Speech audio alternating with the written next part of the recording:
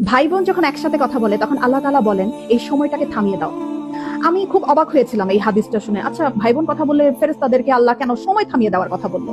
পরে যখন ডিটেইল জানলাম তখন খুব কষ্ট লাগলো। ডিটেইলটা ঠিক এরকম ছিল, ভাই বোনের সাথে এই পৃথিবীর পরে আর কখনোই দেখা হবে না। হাসরের ময়দানে না, আখিরাতে না, কিয়ামতের পরে না, জান্নাতে না, জাহান্নামে না, কোথাও না। বাবা মার সাথে দেখা হওয়ার সম্ভাবনা আছে, স্বামী স্ত্রীর সাথেও দেখা হওয়ার সম্ভাবনা আছে, ছেলে মেয়ের সাথেও দেখা হওয়ার সম্ভাবনা আছে, কিন্তু ভাই বোনের সাথে সম্পর্ক শুধুমাত্র এই পৃথিবী পর্যন্তই। তখন এত খারাপ লাগলো ব্যাপারটা জেনে যে আমার যে বোন আছে অথবা আমার যে ভাই আছে তার সাথে আমার আর কখনোই দেখা হবে না এই পৃথিবীর পরে।